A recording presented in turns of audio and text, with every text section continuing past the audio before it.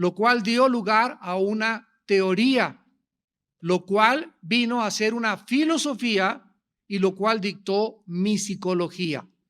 Entonces vemos que todas las acciones del ser humano, la forma de hablar, la forma como tú tratas a la gente, cómo te interrelacionas, tu percepción del mundo, tu capacidad para interpretar el mundo, para decir, pues yo creo esto, pues yo creo en Che Guevara, y yo creo que Fidel está bien, y yo creo que en España están mal. Absolutamente la forma en la que nosotros manejamos las ideas nos habla de la raíz que existe en nuestro corazón. Porque tal como somos, tal como pensamos, es como actuamos. Vamos a ver de qué manera este mito del utopianismo comenzó y por qué se ha apoderado de la mente humana. Vamos a comprender de qué manera esta visión utópica o de este sueño de que el hombre puede mejorar, que el Estado puede mejorar la situación de los ciudadanos y los ciudadanos comienzan a creer de una forma idolátrica en que el presidente, el gobernante, los diputados, los senadores o tal partido realmente lo están creyendo, pueden llegar a cambiar el estado social, el estado espiritual, el estado económico de un país. Vamos a comprender por qué esta visión, repito, reemplazó lo que por más de 16 siglos se escucha. Por más de 16 siglos se entendió que la base de toda la sociedad era la naturaleza humana, creada a imagen y semejanza de Dios.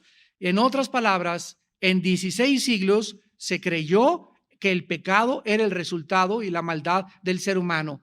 Y la pregunta que vamos a contestar en esta tarde es, ¿qué le ha sucedido a la noción bíblica del pecado? Ya no se habla del pecado, repito, ya se habla del defecto trágico, en lo cual Shakespeare lo bautizó. Marx dijo, es el problema de lucha de clases, el proletariado tiene que derribar a la burguesía. Sigmund Freud, lo vamos a analizar en esta noche también, dijo que el problema era el medio ambiente, y así todos han tratado de echarle la culpa no al ser humano, sino a la sociedad, al medio ambiente, a infancias disfuncionales, a problemas emocionales, lo cual dio lugar a la psicología y a la falsa psiquiatría. Vamos a comenzar con la primera idea del primer hombre que comenzó a sembrar estas ideas en el mundo, llamado Jean-Jacques Rousseau. Rousseau o Rousseau, como lo quieran pronunciar en francés. Jean-Jacques Rousseau. Este hombre nació en Suiza y surgió dentro de la escena intelectual de la época en la que él estaba viviendo a mediados del siglo XVIII. O sea que un análisis breve de la historia que vamos a hacer en esta noche nos va a llevar a que del siglo XVIII a nuestros días, al siglo XXI, es donde ya aumentó, creció, se pervirtió y se degradó la sociedad en que vivimos. Este hombre ganó una notoriedad inmediata, Rousseau, porque presentó un ensayo con una tesis que jamás nadie había presentado. Se las voy a leer. Rousseau estableció esta tesis: el progreso de la civilización no es beneficioso para los seres humanos, sino dañino. Y en su estado natural, la naturaleza humana es buena y solo se vuelve mala cuando es corrompida por la sociedad. Este hombre postuló su tesis diciendo, el resultado por lo cual estamos actuando como estamos actuando es la sociedad que nos envuelve. Él vivió en tiempos después posteriores a la Revolución Francesa y comenzó a influir en muchos postrevolucionarios y comenzó a hacerle creer a la gente que realmente el Estado, si se cambiaba el Estado, si se ponía a las gentes que ellos soñaban, todo esto sembraron las semillas para el marxismo, para la psicología y para el ateísmo. Entonces este hombre comenzó a atacar y a decir lo que la Biblia dice en contraposición, y la antítesis de la Biblia es Jeremías 17:9. Perverso es el corazón más que todas las cosas, ¿quién le conocerá? Es interesante en esta noche que analicemos estas raíces y a todos estos ideólogos o filósofos de la maldad, que todas las ideas, todas las proposiciones, todas sus tesis, todas absolutamente, sin excepción, atacan a la Biblia. O sea, vemos una guerra, como dijimos en la clase pasada, de ideas en el mundo que nos rodea. Y todas las ideas que surgen y que no tienen su origen en la palabra de Dios, nosotros sabemos de dónde provienen, del mismo infierno. Y nosotros tenemos que tener, que dijimos, la intuición, la percepción y el discernimiento para que las ideas que leemos en los libros de Sanborns, en los libros de la Casa de Cristal, en los libros de tu biblioteca, en los ideólogos, en los filósofos, en la escuela, cuando vayas a la universidad, tú estés preparado para poder detectar esa idea, captarla inmediatamente, llevarla cautiva a la obediencia a Cristo Jesús, rechazarla y combatirla. Porque Dios no nos manda a ser cristianos mediocres, de tragarnos solamente las ideas y la ideología, que la evolución y que venimos del chango, que el ateísmo, el escepticismo, el hedonismo, el secularismo, etcétera, etcétera, sino que combatamos estas ideas porque somos la luz del mundo. Y es algo que se ha perdido totalmente en la cristiandad. Ya no hay apologistas, ya no hay guerreros, ya no hay personas que puedan combatir esas ideas a través de la radio, a través de la televisión, a través de escritos, a través de libros. Y está el mundo oprimiendo a la iglesia, y la iglesia está dejándose penetrar por toda esta barbaridad de ideologías que van a acabar, como la Biblia lo profetiza, en la apostasía de la mayor parte de la cristiandad. Dice en Proverbios 21:2, todo camino del hombre es recto en su propia opinión. Salomón escribió hace 3000 años que cada persona tiene el mejor concepto de sí mismo. Y a tus ojos tú crees que no estás mal. A tus ojos tú piensas que el homosexualismo es otro estilo de vida. A tus ojos tú piensas que doña Pachita no fue tan mala. A tus ojos y bajo tu concepto piensas que lo que pasa en España, lo que pasa en Irak no debe haber sucedido. A tus ojos. Y tenemos una percepción tan deteriorada por el pecado en nuestra mente que necesitamos ser alumbrados. ¿Y quién es la lámpara que ilumina nuestro espíritu? El Espíritu de Dios, el Espíritu Santo. Él es el único que puede arrojar a nuestra vida la luz para mostrarme que lo que yo creía, lo que yo suponía, lo que yo pensaba, de acuerdo a mis falsas conceptualizaciones, estaba totalmente yo equivocado. Y yo tengo que ser manso y humilde para someterme y desechar esas ideas, sacar esas ideologías de mi mente, no abrazarlas porque contraponen la palabra de Dios, y el Espíritu Santo me seguirá guiando y me seguirá mostrando el camino de la verdad. En Romanos 3:10, el diagnóstico de Dios es que no hay justo ni aún uno. Y aquí no hay excepciones, ni un papa, ni una monja, ni un monje, ni San Martín de Porres, ni Santa Sirindana, ni Santa Cachiporra, ni Santa como tú le llames. No hay ningún ser humano que pueda presentarse delante de Dios y decirle: Dios, soy una persona buena. Mira el convento que hice, mira el asilo que construí, me fui de rodillas a la villa, hice esto, hice aquello, nunca me he divorciado. No hay nadie que le pueda decir a Dios: Señor, recibe mi bondad y mi justicia en mis términos. Porque si así fuera, si Dios quisiera que nosotros nos portáramos bien o llegáramos a la excelencia, el camino moral, para que Él nos aceptaba, damas y caballeros, ¿por qué tuvo Cristo que morir? ¿Por qué fue necesaria la muerte del Hijo de Dios en una cruz? Dios hubiera dicho: miren, hagan lo mejor que puedan mis nenes, pórtense bien, todas las religiones nos llevan a Dios, al final todos nos vamos a ver allá arriba, porque soy misericordioso y al final me voy a arrepentir y a nadie voy a mandar al infierno. Todas estas ideas, ¿de dónde vienen? No de la Biblia, de los que atacan la Biblia. Y tal vez tú has leído estas ideas fuera de la Biblia y te las has tragado, las has aceptado y han formado parte actualmente de tu ideología, y esto te ha hecho enfriarte contra la Biblia, contra el cristianismo, por tu incredulidad, por no creer ni darle la veracidad adecuada a la palabra de Dios. Este filósofo que comenzó a tratar de cambiar la ideología de la humanidad contradijo todo lo que anteriormente se había dicho, porque escuchen, desde Aristóteles,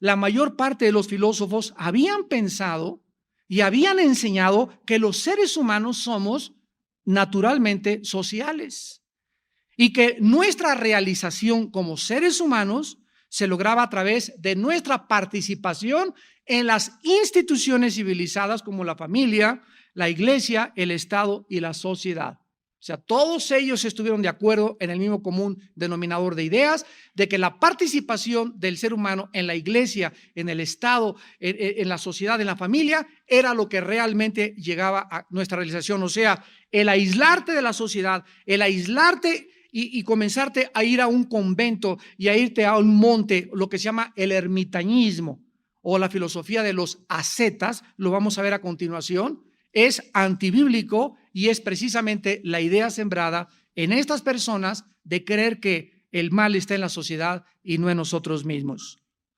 Cuando Roma, aproximadamente en el siglo XVI-XVII, pensó que para servir a Dios necesitaba ser monje o monja y necesitabas recluirte porque la sociedad te contamina y a Dios se le encuentra en un convento lejos del mundanal ruido, comenzó a absorber esta filosofía que se convirtió en el ascetismo moderno, el cual practican los lamas y los budistas. Se rapan, se ponen mantos, hacen votos de pobreza, celibato sacerdotal, no voy a tener sexo porque también el sexo es pecado, no me voy a manchar con el mundo, y es exactamente lo contrario a lo que la Biblia dice. Cristo ordenó: id a todo el mundo y predicar el evangelio. ¿Cómo pueden creer las personas que se creen religiosas que aislándose de la sociedad, de la familia y del Estado van a encontrar a Dios y van a ser más santas que las demás personas? Cuando en ese momento, repito, nos volvemos ascetas, una filosofía que está claramente descrita en Colosenses 2, a continuación la vamos a ver.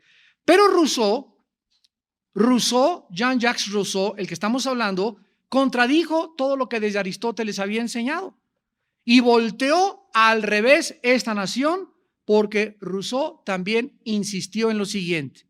Escribió, cito: la naturaleza humana se manifiesta mejor separada de las instituciones sociales. La gente que es naturalmente amable, amorosa, bondadosa, virtuosa y falta de egoísmo, pero la sociedad que le rodea con todas sus demandas, estoy leyendo a Rousseau, lujos, vicios y convencionalismos y competitividad le vuelven malo e hipócrita.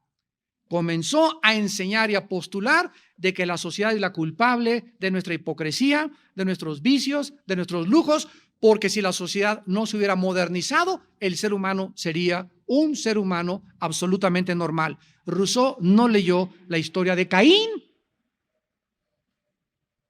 Caín no tenía ni fax, ni computadora, ni aire acondicionado, ni ninguna cosa. Era una persona aislada y asesinó a su hermano.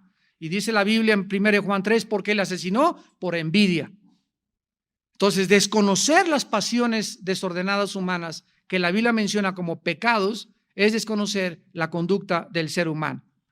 O sea que el medio ambiente, para concluir, de acuerdo a Rousseau, es el culpable de la maldad.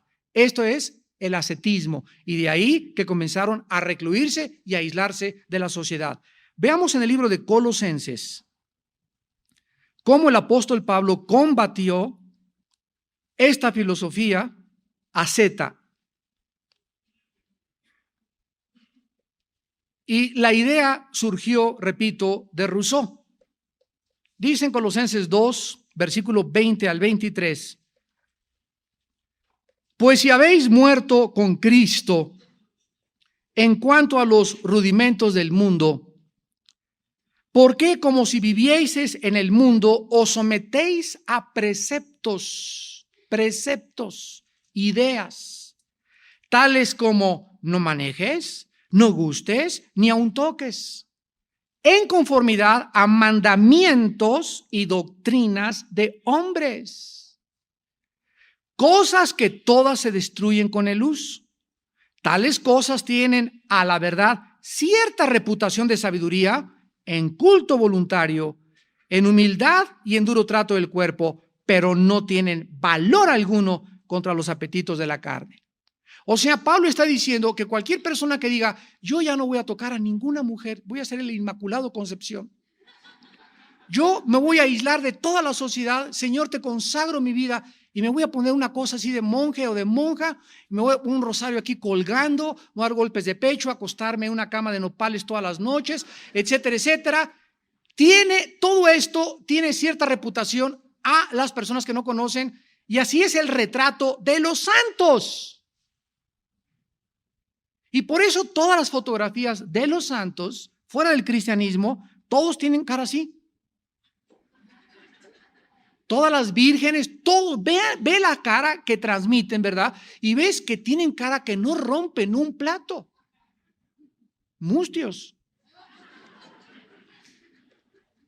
Pero ¿de dónde viene este trasfondo de que, escúchenme, todo esto ha entrado a la iglesia cristiana? Y encuéntrese a los hermanos. ¿Cómo está, hermanito? Muy bien, para la gloria de Dios, hermano. A su santo nombre, aleluya. Cálmate, San Cirindano.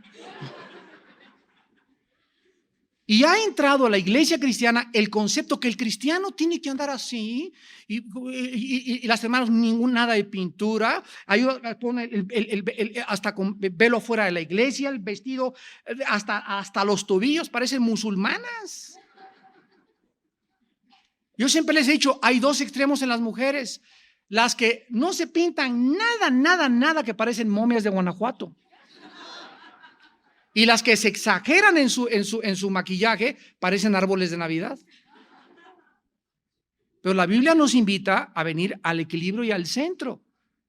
La Biblia recomienda, ¿verdad?, que la mujer no use exceso de maquillaje, ni un peinado así morado con verde, ni por aquí, por allá, con castañuelas por todos colgando y tintinando, ¿verdad? Y que atraiga demasiado exageradamente a su persona, al vestido que trae, pero que se arregle, que se ponga maquillaje, que se arregle el pelo, que haga ejercicio, que se mantenga linda para su esposo, etcétera, etcétera. Y no. Ustedes saben y ustedes conocen a esta clase de hermanas y hermanos en todas las iglesias. Pero ¿de dónde viene eso? De la filosofía rusista, de la filosofía ascetista, de creer que esa es la humildad. Yo recuerdo todavía hace 30, 40 años, para no ir tan lejos, conozco pastores de Argentina, amigos míos, que me han dicho, Armando, en Argentina nos enseñaron a que el pastor no podía tener una camisa limpia, arrow, una buena corbata, para ser humilde tenía que tener el cuello roto, andar de guaraches, y la iglesia podía vivir el ingeniero con una casa, por allá también el otro, pero el pastor tenía que vivir en una covacha, en un petate, y tenía que hacer votos de pobreza. Y esos pastores me han dicho en Argentina, mis padres, eso me enseñaron a mí. Y además nos enseñaron que la iglesia era la que le ponía el sueldo al pastor, y se juntaban 3 o 4 familias y decían, a ver, ese pastor cuánto tome esto, y si nos predicas grueso te corremos y traemos otro que nos prediques normal y dulce. Y así, yo conozco en México, aquí en el área de satélite, cantidad de iglesias que funcionan bajo estas condiciones, que son familias, una puso el techo, la otra la puerta, y ellas son las que asalarian a los pastores, quitan a los pastores, ponen a los pastores y dictan hasta lo que tienen que predicar. Y si no, que se cuiden porque los corren.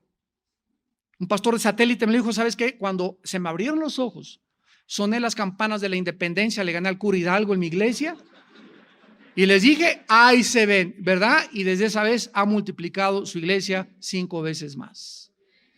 ¿Por qué? Porque esas iglesias se llaman iglesias nicolaitas, que significa el pueblo gobierna.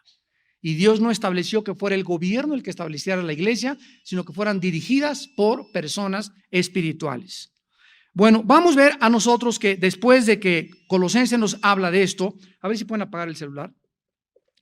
Rousseau vivió en una sociedad como esta, donde había un aprovechamiento de todas las personas, donde se oprimía a la clase del proletariado, a la clase pobre.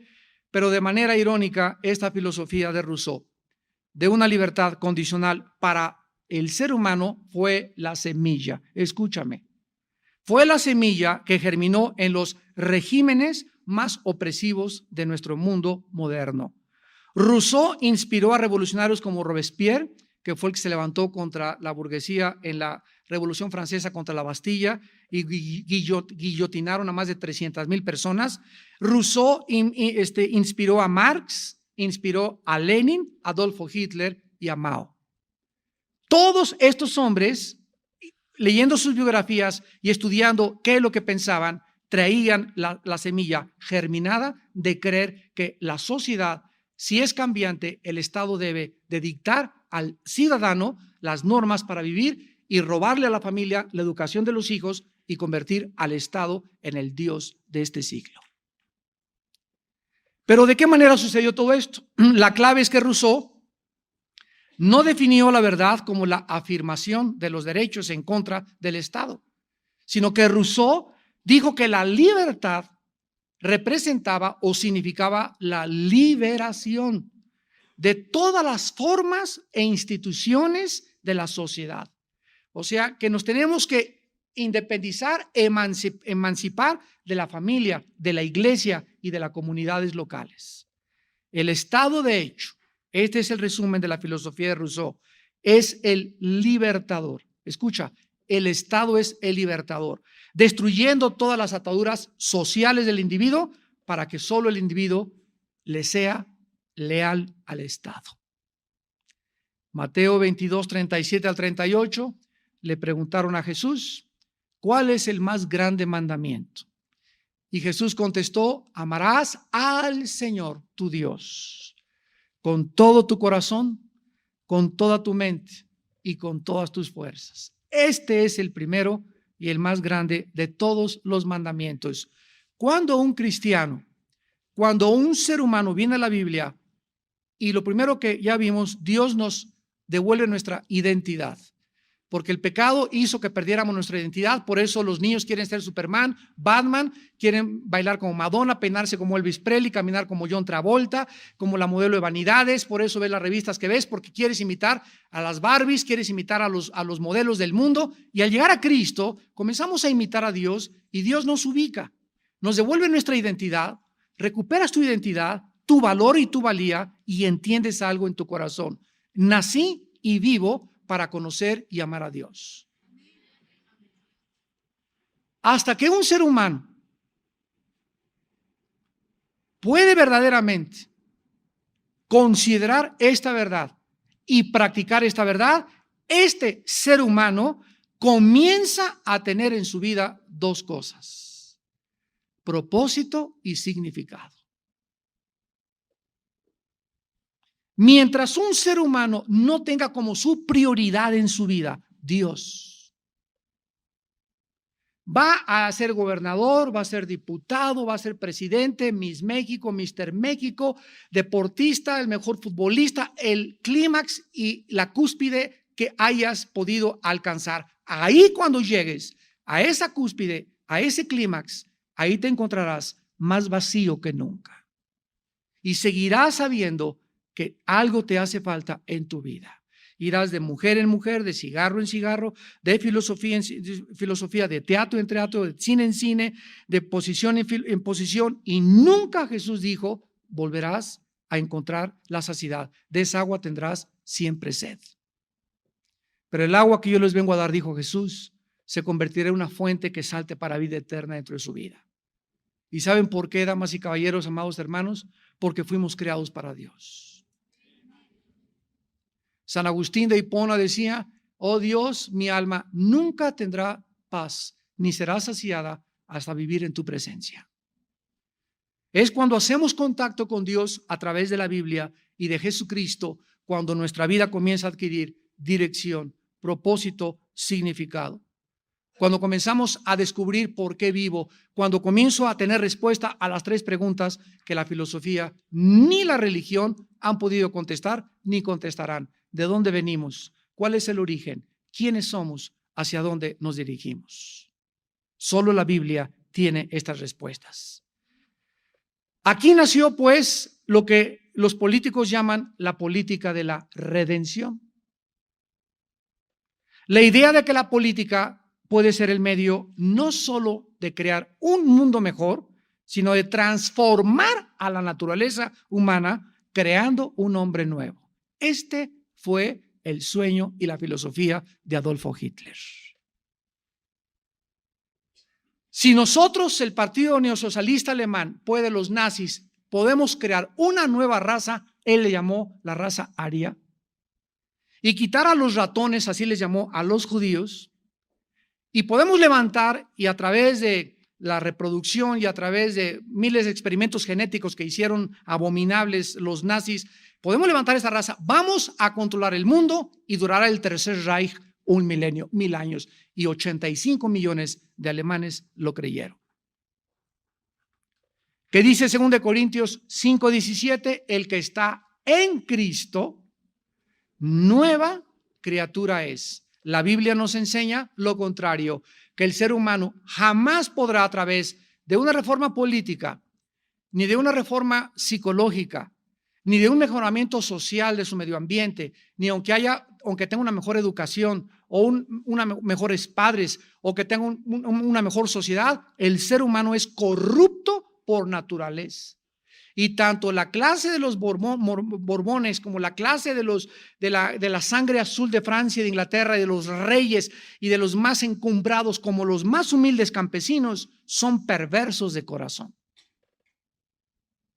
Y la perversidad se encuentra en la clase más encumbrada y en la clase más baja de las sociedades. No es el medio ambiente, no es la educación, no es el político ni el Estado el que cambia al ser humano, es Jesucristo. No es hasta que estás en Cristo que Él te hace y crea dentro de nosotros una nueva criatura. A eso murió Cristo en la cruz y para eso resucitó a los 3 días, para no solamente abrir sus brazos y dar su sangre por nuestros pecados, sino para que a los 3 días que resucitó, garantizarnos que hay una vida nueva después de nuestra muerte, de nuestro ego. Porque de acuerdo a la Biblia, el enemigo más grande que tienes tú y el que tengo yo se llama el ego. Y puesto que Rousseau enseñó que la naturaleza humana es esencialmente también indefinida, escucha esto, que la naturaleza humana es indefinida, entonces tampoco existen principios morales que puedan limitar las ambiciones del Estado. Si no existe tal cosa como la naturaleza humana, entonces no hay justificación, ¿verdad? Ni nadie puede detenerme para decir que debemos de tratar de tal manera o de aquella manera a las personas. Esta fue la mentalidad de los nazis. Cuando en el juicio de Nuremberg, en 1945, a finales del 46, en Nuremberg, Alemania, se reunieron un consejo internacional de juristas para tratar a los sobrevivientes de los generales nazis a Hitler. Los generales nazis se levantaron y justificaron su actitud y dijeron ante el juicio de Nuremberg, es que recibimos órdenes del partido de hacer lo que hicimos. Himmler, el mayor asesino de Hitler, que fue el que encabezó la Gestapo, dijo esto: yo no tengo absolutamente ninguna cosa que discutir con ustedes. Si ustedes creen que es malo, para nosotros era bueno. Esto era para nosotros nuestra filosofía, para ustedes en Occidente era malo. No me pueden juzgar de acuerdo a lo que ustedes creen, porque para nosotros es el relativismo. Si me has seguido con cuidado, podemos llegar a una conclusión. Si no tuviéramos una norma absoluta, que es la Biblia, todos pensaríamos de la misma forma. ¿Por qué te metes conmigo si para mí es bueno, para ti es malo?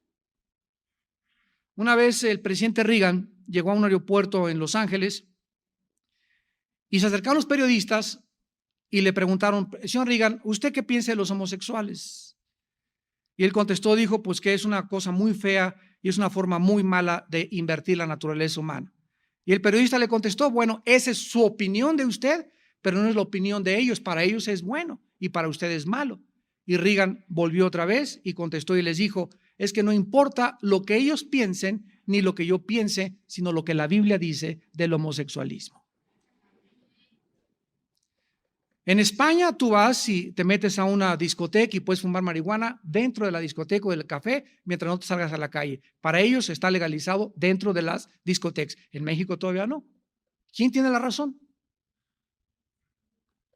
El movimiento talibán en Afganistán a las mujeres les prohibió trabajar, les prohibió inmiscuirse en la política, en las escuelas, no podían salir a la calle si no estaban totalmente tapadas, y a la mujer que agarraban violando la ley de los talibanes, la metían como este estadio que está aquí atrás, como una plaza de toros, y enfrente de todos le cortaban las manos o la fusilaban enfrente de la gente. En Irán, actualmente, una mujer que se levante el velo, le cortan con una navaja Gillette 5 veces los labios. Y ellos dicen que para ellos eso es una costumbre, es su cultura, que nadie se meta con ellos. Si no tuviéramos una norma, si no hubiera absolutos. ¿Qué significa absolutos? Algo que no está sujeto a cambio. Algo que permanece inmutable, inconmovible. Si no hubiera verdades absolutas, viviríamos todos en un relativismo donde sería una anarquía total. Cada quien haga lo que mejor piense. Y esto es lo que describe el libro de los jueces en el Antiguo Testamento en la Biblia. Así acaba el libro de los jueces. Cada quien hacía lo que mejor le parecía ante sus ojos. Esto es anarquía. En la práctica, este programa utópico de que el hombre puede mejorar y el Estado puede cambiar la situación, de construir una sociedad perfecta, siempre, siempre, siempre significará la muerte de los que se resistan. Todos los estados totalitarios y todas las dictaduras han usado el mismo concepto. Todos los que se resistan, ¿verdad? O aquellos que están en contra de las ideas del gobierno, al paredón. Lo vemos en Cuba, lo vemos en Libia, lo vemos en Irak, lo vemos con los palestinos, lo vemos en Irán. Cuando el gobierno o esta clase de individuos se apoderan de una nación y quieren institucionalizar y quieren verdaderamente ellos creer que ellos van a cambiar la sociedad y a través de nuestra filosofía, Irán va a ser mejor, Cuba va a ser mejor, el que no esté de acuerdo a la cárcel. Y es lo que se llama la purga. José Stalin mató a más de 50 millones de personas porque no estaban de acuerdo con su política en Rusia. Este fue el fracaso de Carlos Marx. Seguimos con Marx. Marx fue un judío que percibió una sociedad utópica también, perfecta, ¿a través de qué? Del derrocamiento de la clase burguesa mediante el triunfo del proletariado. Marx también negó el principio bíblico del origen del pecado. Marx dijo que la corrupción del ser humano no provenía de dentro de él, sino de la sociedad. Y enseñó que, fíjate, voy a citar a Marx, la religión y la moral no son más que ideologías usadas para racionalizar los intereses económicos de una clase social sobre la otra. O sea que no hay absolutamente ningún problema en el ser humano más que la economía que rodea al ser humano. No es de extrañar, pues, que todos los estados totalitarios creados por el marxismo nunca reconocieron ningún principio moral universal, ninguna justicia trascendente y ningún límite moral en sus asesinatos brutales y sanguinarios. Fue el marxismo el que cambió. Crimen, no, aquí no matamos, aquí eliminamos por causa del Estado. No, aquí nadie está robando, estamos expropiando. ¿Se dan cuenta cómo al cambiar la terminología del pecado se suaviza, se endulza y la gente se lo traga? Y entonces Himmler y los generales nazis y los generales de Stalin y los generales rusos no tenían la conciencia que estaban matando, era algo para beneficiar al Estado, porque el Estado así lo demandaba por el beneficio futuro de la propia nación. El partido siempre tenía la razón. Vino a principios del siglo XX un filósofo llamado Friedrich Nietzsche, tu padrino. Y Nietzsche dijo esto: Dios está muerto. Así, simple y llanamente. Dios está muerto. Escuchen, nunca en la historia, en ningún siglo, ha habido más ateos que en el siglo XX. Les puedo nombrar a Nietzsche, Freud, Marx, Hitler. Bueno, Hitler no era ateo, pero por lo que practicaba, Ingersoll, Jean-Paul Sartre y todos estos hombres, padres del existencialismo francés, Todos estos hombres influyeron, y cuando el marxismo llega a México por los 60s, ustedes recordarán que el presidente Allende en Chile fue derrocado, fue derribado, un golpe de Estado, y todos los ateos y los economistas marxistas les abrieron la puerta en México y llegaron aquí a México e ingresaron, invadieron y controlaron principalmente la Facultad de Economía en la UNAM, la Facultad de Economía. Ese grupo de economistas que salió de México entre los 60s y los 70s fueron el 85% ateos.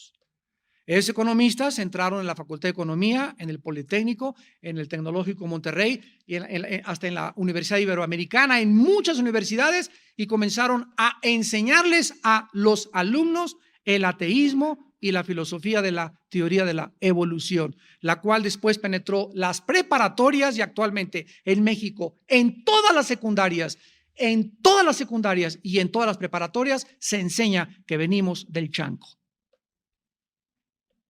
Prepara a tu hijo, porque tu hijo que lo mandaste a la escuela dominical y tu hijo que le enseñaste la Biblia lo está esperando con una bazooka, con un tomahawk y con ametralladoras en la escuela a sus profesores para tratar de robarle todo lo que nosotros les hemos sembrado.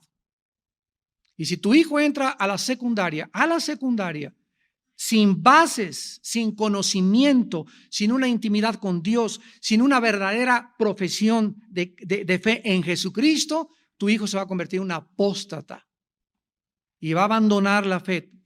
O sea, realmente nunca tuvo la fe y se va a convertir tal vez hasta en un enemigo de la cruz de Cristo algún día. Este hombre, Nietzsche, con su filosofía utópica de un hombre nuevo, otra vez se repite. Un hombre nuevo inspiró a Adolfo Hitler. Fue el filósofo que más inspiró a Hitler para tratar de formar, como ya hemos visto, una nueva raza en Alemania. Nietzsche dijo: la moral cristiana no es más que una moralidad para esclavos, y las virtudes como la bondad, la humildad, la mansedumbre y la generosidad son características de los débiles. Estoy citando a Friedrich Nietzsche y son las mismas palabras que Saddam Hussein pronunció antes de que fuera invadido en su nación. No puedo, le dijo un periodista de CNN, no puedo ningún hombre que es líder mostrar debilidad. La debilidad es de las mujeres, no de los hombres. ¿Qué dice 1 Corintios capítulo 1, versículo 25?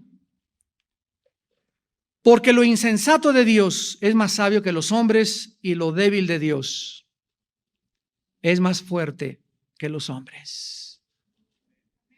Cristo, poder y sabiduría de Dios. Versículo 20, ¿dónde está el disputador de este siglo? ¿No ha enloquecido Dios la sabiduría del mundo? Vean ustedes, desde la perspectiva de los dictadores, Nietzsche, Sartre, Carlos Marx, Mao, Stalin, Rousseau, etcétera, etcétera, la debilidad no debe ser conceptualizada como una virtud en el ser humano. El hombre tiene que, de ahí viene, el hombre tiene que ser macho. Y tiene que imponerse con su personalidad así. Y por eso en México así, la mayor parte de los políticos así, miran todos. Todos. Si no tienes esta cara, no eres político. Si no tienes esta cara, no eres policía. Tú ven un indito, baja del cerro, ¿cómo está? Mi patroncito, ponle una cachucha, una macana. Y lo transformas inmediatamente al darle autoridad. Y esto viene de los genes y de la cultura transmitida, de todas estas falsas ideologías. Estados Unidos fue formado, la única nación que fue formada en la Biblia, es la única nación en la historia que fue formada con la Biblia, de Estados Unidos. Y tú ves a los políticos y siempre están con una sonrisa oreja a oreja. Ves a los policías, te para un policía de Estados Unidos, ¿cómo está? Y te llega riendo, y aquí te llegan y parece que te van a macanear. ¿Por qué esa actitud? Por la ideología, por la cultura, de donde tiene todo su raíz. De forma paradójica, Nietzsche se hace homosexual a los 35 años y muere loco a los 42 años de edad en un manicomio. El hombre que dijo que Dios estaba muerto nunca supo que él fue el que murió, pero Dios seguía vivo. Dice en Romanos 1:22, profesando ser sabios se hicieron necios. Y finalmente tenemos a Sigmund Freud, llamado el padre de la psicología moderna. Él ha sido una de las personas que más le han quitado. Escucha, si tú vas a estudiar psicología, cuídate cuando te enseñen a Freud el conductismo y el psicoanálisis, para que ya con un filtro, si vas a estudiar psicología, lo puedas filtrar y no te tragues todo lo que te están enseñando. Freud enseñó que el sentido de responsabilidad moral no existía. Es una de las personas que le quitaron, repito, más que nadie, el sentido de la responsabilidad moral al individuo. ¿Por qué? Freud redujo al ser humano a un animal complejo. Rechazó las explicaciones de la conducta humana relacionadas con el pecado, el alma o la conciencia. Dijo que no existían esas cosas y las sustituyó con términos científicos tomados de la biología como instintos o impulsos. En la teoría freudiana, las personas no son agentes racionales, sino títeres de fuerzas inconscientes que los seres humanos no podemos comprender ni controlar. En otras palabras, nosotros somos movidos, somos robots de una forma inconsciente.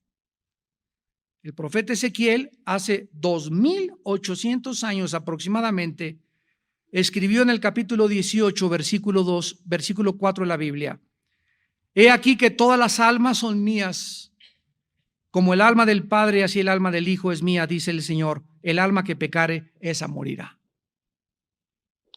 Ahora, ve en el versículo 20 que dice Dios: el alma que pecare, esa morirá. El Hijo no llevará el pecado del Padre, ni el Padre llevará el pecado del Hijo. La justicia del justo será sobre él y la impiedad del impío será sobre él. Aquí Dios está hablando de dos cosas. En primer lugar, no está negando la herencia maldita del pecado. Por ejemplo, permítame explicarles. Si mi abuelo fue alcohólico y mi padre fue alcohólico, yo voy a tener una tendencia muy grande de ser alcohólico. Si mi padre fue diabético, mi madre fue diabética y mis abuelos fueron diabéticos, yo voy a tener una propensidad tremenda hacia la diabetes. Ok, entonces no se está negando que hay una herencia genética, física, que afecta enfermedades, alcoholismo, etcétera, etcétera. Lo que se está negando aquí es la responsabilidad. Si mi padre fue borracho, mi madre fue borracha y yo tengo la probabilidad de heredar la borrachera, yo tengo que escoger seguir siendo borracho como ellos o recibir a Cristo y ayudar a pelear contra la borrachera. Yo no puedo decir yo soy borracho porque lo heredé de mi madre. Es lo que Dios está diciendo. Yo soy así porque mi mamá fue prostituta. Yo soy así por la niñez y la infancia disfuncional en la que yo nací. Es que mi padre me violó y yo soy así prostituta porque me gustan las mujeres, porque de chica tuve relaciones con mujeres. Nadie, de acuerdo a la Biblia, puede justificar sus pecados por el medio ambiente o por la herencia. Cada quien es responsable. Tú has escogido ser así porque así te ha gustado. Y Dios en esta tarde te ofrece el perdón de tus pecados y te ofrece cambiar. Y si tuviste un medio ambiente que no fue adecuado y creciste en Tepito y te decían el mochorejas de la Merced y matabas en Ciudad Nezahualcóyotl y te violaron desde niña y te hicieron lo que te hicieron, la gracia de Dios es más grande que las maldiciones que heredamos.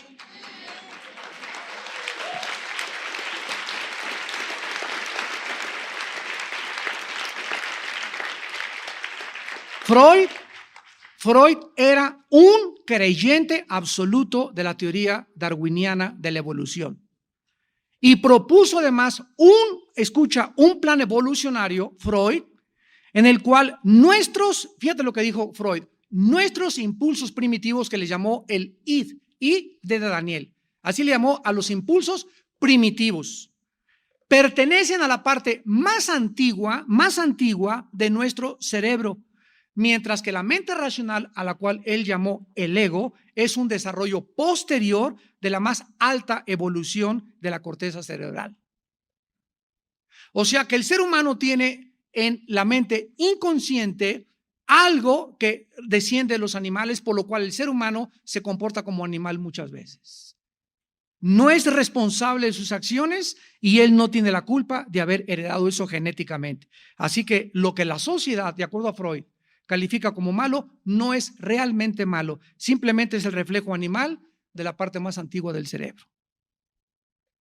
Que dice 1 Corintios 2, versículo 11, contradiciendo todas las tesis de Sigmund Freud, dice 1 Corintios 2, 11, ¿quién de los hombres sabe las cosas del hombre, sino el espíritu del hombre que está en él?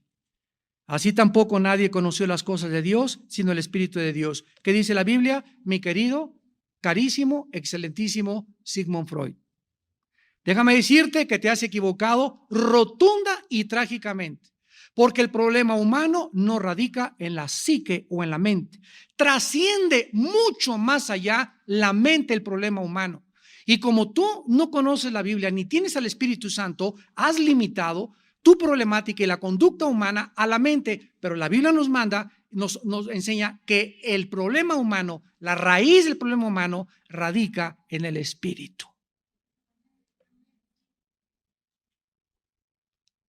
La enfermedad del ser humano está en su espíritu muerto hacia Dios. Ese es el diagnóstico de Dios. Pero los hombres, como no conocen la mente de Dios, pues es esto, es aquello, es el Estado, vamos a cambiar esto, es la sociedad. Hemos visto en esta tarde cómo todos los seres humanos sin la Biblia se han equivocado, porque hay caminos que parecen derechos y su fin es camino de muerte.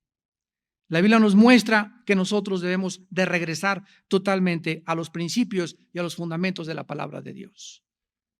Porque si no tenemos una luz que es la Biblia, toda la luz que te pueda dar el mundo son tinieblas. Todos estos fueron hombres comunes y corrientes, pero Jesús dijo, yo he venido de arriba. El que es de la tierra, cosas terrenales habla, el que viene del cielo, cosas celestiales habla. Y los seres humanos tenemos la propensidad a creerle más a los seres humanos que al único ser humano en la historia que ha venido del cielo y que nos ha dicho, yo soy el camino, la verdad y la vida. ¿Por qué esta tendencia de creer más fácilmente la mentira? Esto nos demuestra que el diagnóstico de la Biblia es acertado, porque el hombre es fundamentalmente malo y perverso. Y necesita nacer de nuevo. Necesitamos que Dios haga de nosotros una nueva criatura dentro de nosotros. Y una vez que nacemos de nuevo y recibimos a Cristo y nos convertimos, necesitamos mantener este estado. Ya es nuestra responsabilidad, que se llama la santidad. La santidad es el progreso gradual de nuestro crecimiento espiritual en Cristo. Y muchos santos que en esta mañana, en tarde me escuchan, muchos cristianos que ya tienen años en la iglesia cristiana, ¿por qué actúan como actúan? ¿Por qué siguen pensando como siguen pensando? ¿Por qué se siguen tragando? ¿Por qué tienen tantas dudas? Porque no han renovado su manera de pensar. Romanos 12:2. No leen, no memorizan, no